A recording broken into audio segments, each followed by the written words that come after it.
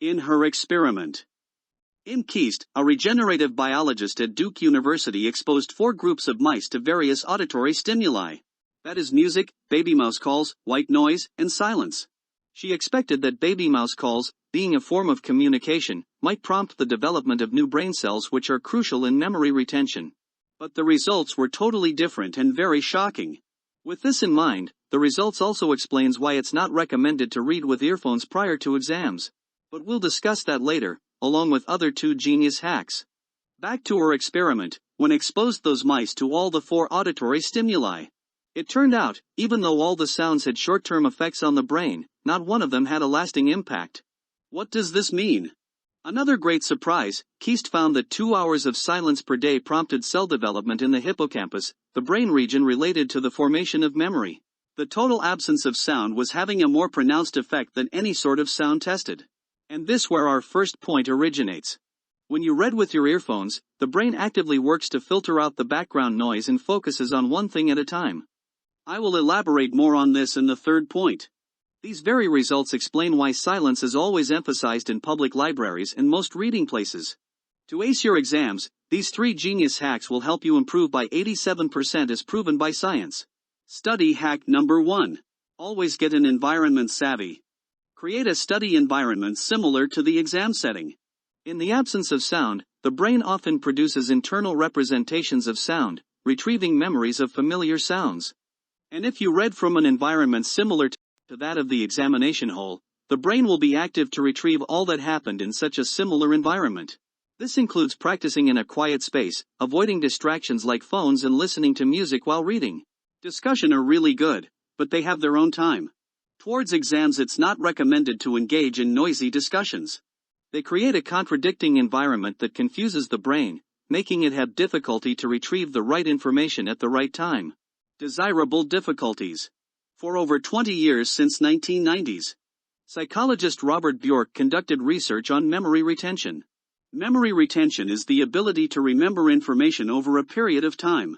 In his research, he found out that the actions that improve your short-term performance on a task don't always create much long-term improvement. This concept is called desirable difficulties. Since short-term effects are easier to notice, this can create a trap. And this is a problem that is troubling most of the students out there. They choose strategies that make them feel like they're learning the material but fail miserably when the exam comes. For instance, imagine you have to choose between practicing something 10 times in a row versus 10 times spaced out, over hours or days. The first feels easier, you will perform better immediately after practice. The second is harder but results in more permanent memory. Do you know why? We'll get back to that shortly. Another example, and it's a common one. Students overwhelmingly favor rereading as a learning strategy, forgetting that it's one of the worst learning methods to ever exist. The 2 practical examples mentioned clearly elaborate the concept of desirable difficulties, which is the core to our next hack. Use harder-to-read fonts. Researchers from Indiana University and Princeton, in a paper published in Cognition, describe experiments they conducted that appear to show how reading retention improves when fonts are changed. In this study, the first group of volunteers had 28 adults, divided into 3 groups, with each being given the same text but in different fonts. The first given 16-point Arial, the second 12-point Comic Sans MC and the third 12-point Bodoni MT. The one with so-called hard-to-read Comic Sans outperformed the other 2 on questions given afterwards, and all the groups that came afterwards gave similar results. Results showed that participants who read the material in harder-to-read fonts recalled 86.5% of the information correctly, compared to 72.8% for those who read the material in easier-to-read fonts. This difference of 14% is significant and suggests that using harder-to-read fonts can improve memory retention by making the material more challenging and engaging for the reader. Using harder-to-read fonts prior to exams like Garamond and handwriting fonts can improve your memory significantly, because it makes your eyes focus more on the content, making your brain pay more attention to whatever you're reading. The next point may be common or you might have heard of it before. It's called instinctive elaboration. Based on evidence, research in neuroscience has found that the human brain is designed to think about one idea at a time. For instance, if I asked a simple question, "What is the color of your jacket?" After hearing that question, what are you thinking about? The obvious answer is the color of your jacket, right? Though this exercise may seem ordinary, it has profound implications. The question momentarily hijacked your thought process and focused it entirely on the color of the jacket. You didn't consciously tell your brain to think about that, it did so automatically. And we derive the next hack from this.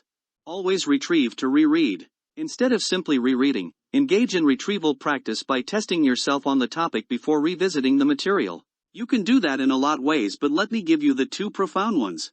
First, you can do brain dumps. What are those? You can give yourself a few minutes and write down everything you can think about a specific topic or question before opening the book. You see, all these generate a lot of knowledge and create long-term memory retention. Second, you can as well do a self-explanation. You can task yourself to explain something to yourself either mentally or in writing.